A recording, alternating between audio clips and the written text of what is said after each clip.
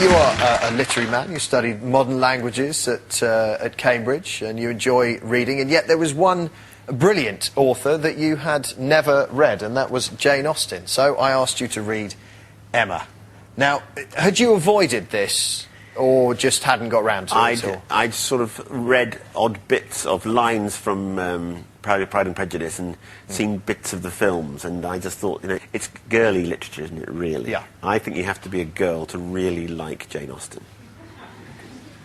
Do you think that's fair? And I mean that as a compliment both to Jane Austen and to girls in general. Yeah. I'm going to distance myself at this stage. No, I'd be inclined to agree. I think it's, you know, it's written from the feminine perspective, and, yeah. It's about arranging marriages. That book is about someone who tries to pair people off. Yes. With disastrous and funny results. Yeah. Yeah. Did you find it funny? Yeah, I found it funnier than Fawlty Towers, actually. Not really. I'll tell you what, when I read every word of that, I was very assiduous. You can say assiduous this time of night? Absolutely. Yeah. I had to read every sentence twice to work out what she meant. I thought, and that took me, I mean, and when I finished it, I decided to watch a film. I watched the DVD, Gwyneth Paltrow's version. The film was 2 hours, the book was 3 weeks, basically. Listen to this.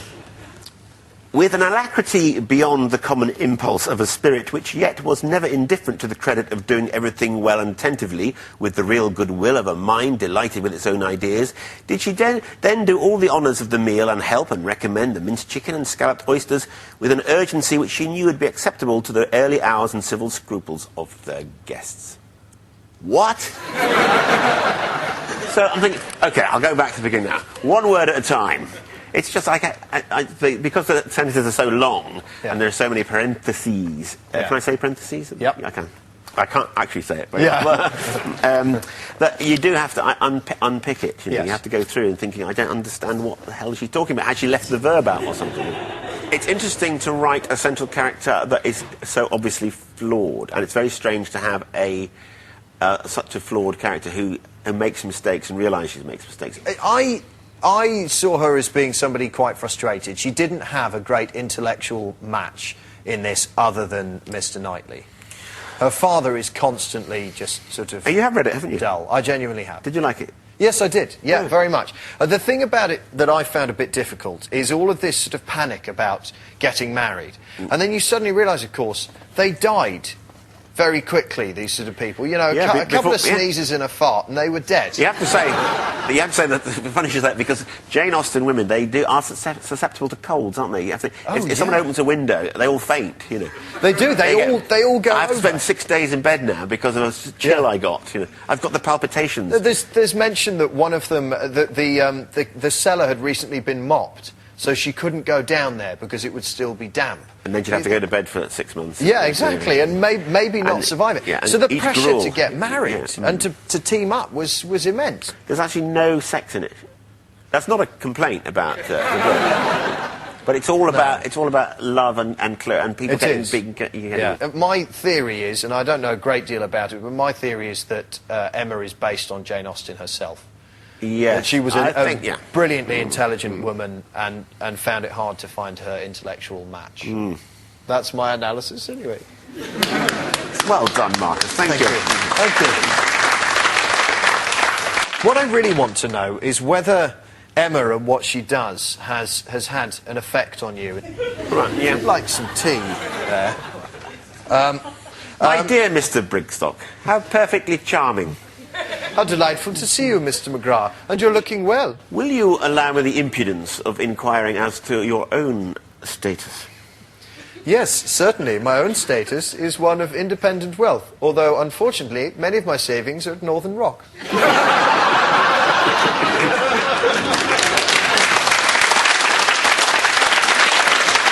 So, Rory, reading Emma by Jane Austen for the first time, your marks out of 10, please. 7! 7 out of 10 for Jane Austen.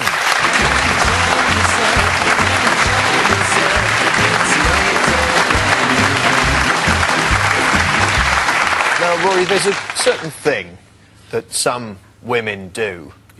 Yeah? I believe your wife has even done it, and you've watched her doing it. I know it's a thing that's made you pretty curious, but you've never done it yourself. I think you're talking about hair straightening. I am talking about hair straightening. You're There are a lot of women in my life Yes. who hair straighten. Yeah. Just to establish, you are naturally curly. I'm That's naturally not- curly. You don't tongue yourself of a morning. No, God, I'd love to do that, eh? Yeah. Well, Rory, I think it's time we straightened your hair. Okay. Come with me to our Straighten salon. that hair. Wander through. Hello, I'm Rory, number speed. Hello, Nicola. And Val. hello, This is Val. Rory, have a seat. Thank you, this is very good. Nicola, my wife's called Nicola. Is she? Yeah, that could be handy. Now, when I go to the hairdressers, Marcus, I'm preemptive. I'm a preemptive conversationalist. Yes. So when I sit down, I immediately say, "Going anywhere nice this holiday?" How much time do you spend on grooming and that sort of stuff? 0. I'm flattered that you even asked me that. My hair is naturally curly, and as it grows longer, it grows outwards. It has been likened to the Queen's hair, actually, my hair. Really? Lovely. In fact, she has inquired as to who my hairdresser is. What do you think so far, Nicola? Not sure. Yeah. I think it's looking It's quite hot, though, isn't quite it? good. Very hot. No. It's very quite hot, is it, on your scalp? Yeah. Uncomfortably so? No, it's okay, actually. How do I look? Do I look like a bit of a... yeah, they're all nodding, yeah. I didn't even have to say the word. They're like... Starting to look quite smart. Are we all set? Right. Yeah? The Yeah. big moment. Okay, we can all see what it looks like. You are the only person who hasn't yet seen. So let's turn you to face the mirror. Oh, my God! Oh, that's terrible. That is terrible. That's You have to do that, don't you? Do you like it? I look like a fat David Cassidy now. That's weird. That's quite worrying. That's not worth... That's amazing. That is really... See it from the back at all? That is very horrible. I've got to go home on the train. I'm going to need a hat. Or preferably a bin bag. Something to put over my head. Can I ask how long will it stay straight? Until it gets wet. Right. Get me some water. Your marks out of 10, please, for having your hair straightened. I enjoy the experience a lot, but The result? that's not a trick mirror, is it? It's not. No, you really It do is the look most- slightly like Wurzel Gummidge. So what do you think? Can you settle on a number? Let's. As a job, it's been very, very well done. Yeah. Very well done. So let's we say 10 for this. 10 out of 10 for straightened hair. Thank you, Nicola. Thank you, Val.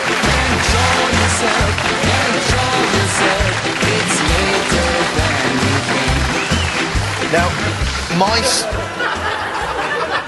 my sincere hope, Rory, is that okay. We've all seen it. All had a laugh now. Come on. my sincere hope is that sequence gets edited out, and that as you and I are sitting talking on the sofa, just absolutely out of the blue, your hair suddenly goes straight. He really did like Pink Floyd. His hair just went poof. Rory, you've embraced all of the things that I've asked you to do, but if there was one other thing that you could do, anything at all in the world, what would you still like to do? I'd like to have my hair curly again. Do you know what I would really like to have done, or to do with hair, is to have it dyed, because it's going so grey at the moment. I'd like to have it blonde.